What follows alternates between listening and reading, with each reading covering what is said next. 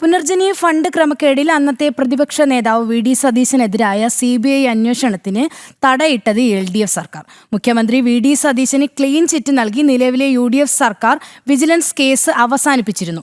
എന്നാൽ നേരത്തെ vigilance ശുപാർശയുണ്ടായിട്ടും CBI അന്വേഷണത്തിന് വിജ്ഞാപനമിറക്കാതെ പിണറായി സർക്കാർ സംരക്ഷണ കവചം തീർക്കുകയായിരുന്നു. പ്രളയ ഫണ്ടിന്റെ പേരിൽ വി ഡി സതീശൻ FCRA നിയമം ലംഘിച്ച് വിദേശത്ത് പണപ്പിരിവ് നടത്തിയെന്നാണ് ഈ കേസിലെ പരാതി.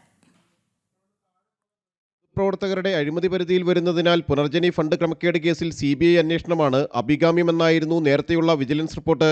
FCRA നിയമം 2010 സെക്ഷൻ 3(2)A പ്രകാരം CBI അന്വേഷണം വേണമെന്ന റിപ്പോർട്ട് പൂഴ്ത്തി വിജ്ഞാപനമിറക്കാതെ അന്വേഷണത്തിന് തടയിടുകയായിരുന്നു LDF സർക്കാർ. കേസിന്റെ വിശദാംശങ്ങൾ തേടി CBI അയച്ച കത്തുകൾക്ക് വിജിലൻസ് മറുപടി നൽകിയിരുന്നില്ല.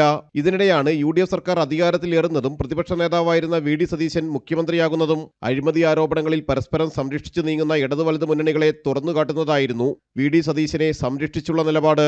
2018 പ്രളയബാധിതർക്കുള്ള ഭവന നിർമ്മാണ പദ്ധതിയായ പുനർജനിയുടെ പേരിലാണ് പറവൂർ MLA എന്ന നിലയിൽ വി ഡി സതീശൻ വിദേശങ്ങളിലെത്തി ഫണ്ട് പിരിവ് നടത്തിയത്. തെളിവായി വീഡിയോ ദൃശ്യങ്ങളും പുറത്തു വന്നിരുന്നു. ഇതിൽ വിജിലൻസിനൊപ്പം EDക്കും CBIക്കും പരാതികൾ ലഭിച്ചതാണ്. തെളിവുകളൊന്നും കണ്ടെത്താനായില്ലെന്ന് ചൂണ്ടിക്കാട്ടിയാണ് വി ഡി സതീശന് ഒടുവിൽ വിജിലൻസ് ക്ലീൻ ചിറ്റ് നൽകിയിട്ടുള്ളത്. അതിനെ അസാധാരണ നടപടിയെന്ന് CPM സംസ്ഥാന സെക്രട്ടറി MV ഗോവിന്ദൻ വിമർശിക്കുമ്പോൾ CBI അന്വേഷണത്തിന് തടയിട്ടതിൽ പാർട്ടിക്ക് മറുപടിയില്ല. ജനം, കൊച്ചി.